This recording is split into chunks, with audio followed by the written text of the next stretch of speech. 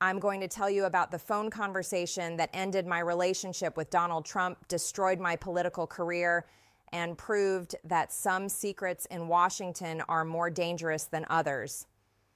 This conversation happened in September 2025, after I promised Jeffrey Epstein's victims that I would help identify their abusers. And everyone in my congressional office heard every word of it. The call came the day after I held a press conference promising to work with Epstein survivors to reveal the names of people responsible for sexual abuse against women and girls. I had just finished a closed-door House oversight hearing where I listened to these women tell their stories. They were trembling. Their bodies were shaking as they described being raped at 14, at 16, by rich and powerful men who thought they could buy silence along with everything else. I told those women I would help them get justice. I told them their stories mattered more than protecting powerful people who had escaped accountability for too long. I told them that transparency and truth were more important than political comfort and connected relationships. That press conference triggered the phone call that ended everything. I was in my office when my staff told me the president was on the line. I put the call on speakerphone as I usually did for official conversations. What happened next was loud enough that everyone in my suite of offices could hear Donald Trump screaming at me about the Epstein files. He was extremely angry that I had signed the discharge petition to force release of the government files connected to Jeffrey Epstein's sex trafficking case. He was furious that I had promised to help identify people who had abused these women. And when I tried to explain why transparency mattered, he said something that I will never forget. My friends will get hurt. That's what the President of the United States told me when I asked him to support victims of sexual trafficking, not this will compromise ongoing investigations, not this will damage national security, not this will interfere with justice. He said his friends would get hurt. I was so shocked by that response that I asked him to clarify what he meant. I told him about the women I had just met, how they had been raped as children, how they had spent decades waiting for someone in power to care about their suffering more than they cared about protecting their abusers. That's when he made it clear that he cared more about protecting his connections than supporting their victims. He attacked the women I was trying to help, saying they hadn't done anything to merit an invitation to the Oval Office. He said they didn't deserve the honor of meeting with the president. The women who were trafficked and abused as children didn't deserve the honor. But the people who trafficked and abused them deserved protection because they were his friends. That call lasted about 20 minutes. Everyone on my staff heard the President of the United States prioritize the comfort of Jeffrey Epstein's associates over the justice that Epstein's victims had been seeking for decades.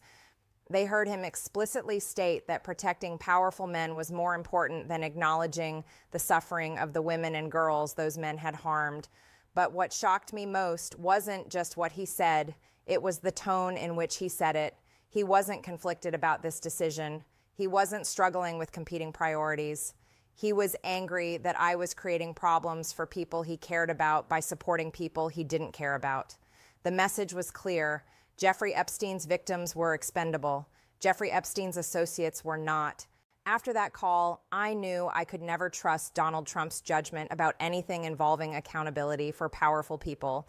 I knew that when it came to choosing between justice and protecting connections, he would always choose connections.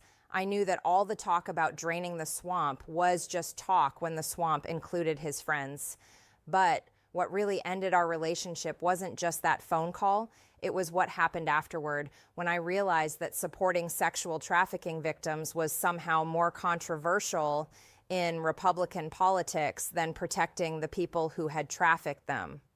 I started getting calls from other Republican members telling me to back off the Epstein files. I started getting pressure from party leadership to focus on other issues. I started getting lectured about the importance of party loyalty and political timing and strategic considerations. No one called to ask about the women I had met. No one seemed concerned about the fact that powerful people had sexually abused children and escaped accountability. No one wanted to discuss whether the American people deserved to know which government officials had been compromised by their connections to Jeffrey Epstein. The only concern was protecting the Republican Party from embarrassment and protecting connected people from exposure. That's when I understood that the Epstein files represented everything wrong with Washington. Rich, powerful elites doing horrible things and getting away with it while the women who suffered were treated like the problem for asking for justice.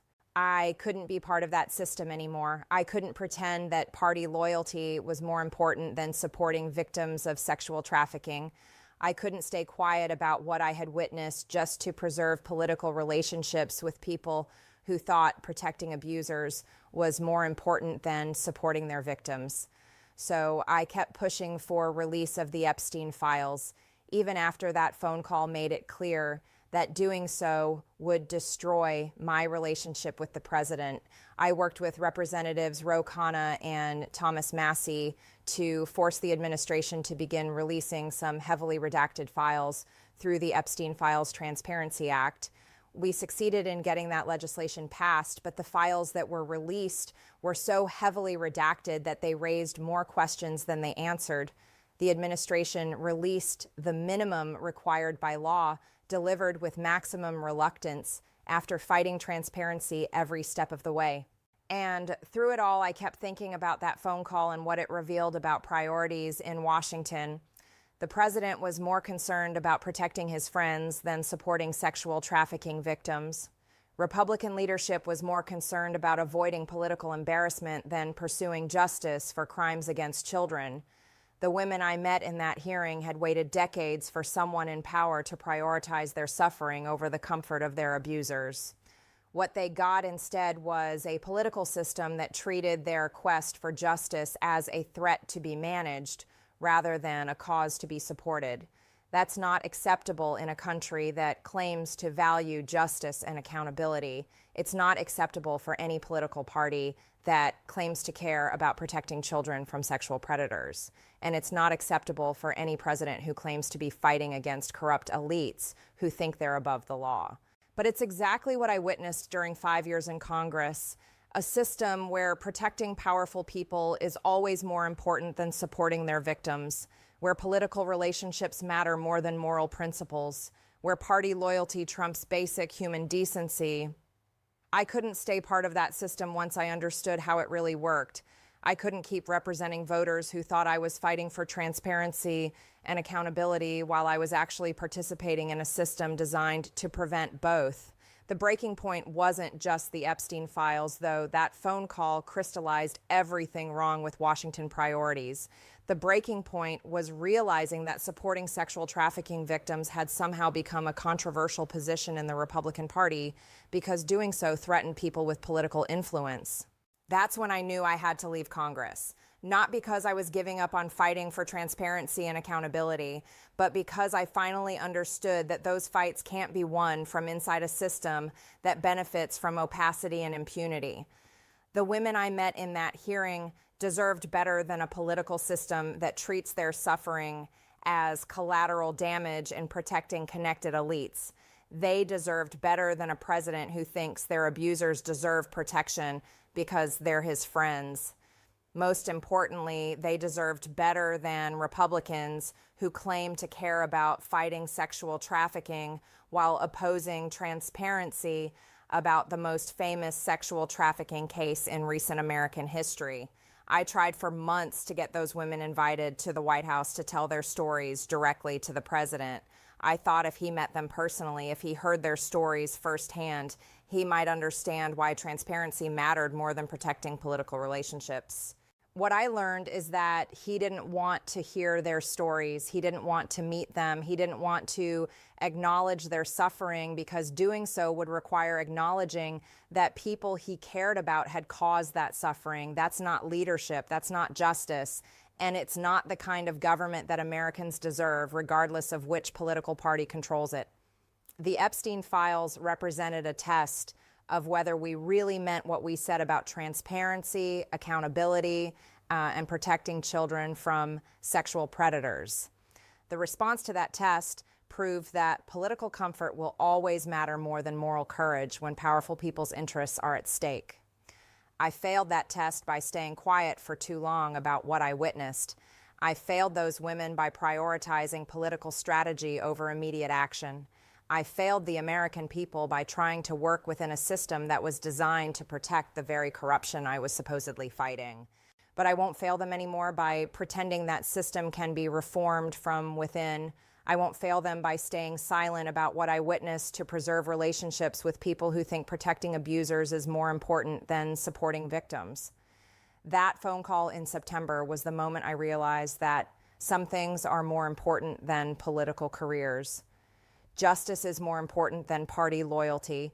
Truth is more important than political relationships. And supporting victims is more important than protecting their abusers, no matter how powerful those abusers are or how politically inconvenient that support becomes. That's why I left Congress. That's why I'm speaking out now. And that's why I will continue supporting transparency and accountability, even when doing so costs me everything I thought I wanted in Washington. Because the women I met in that hearing room deserve someone willing to lose everything to help them get justice.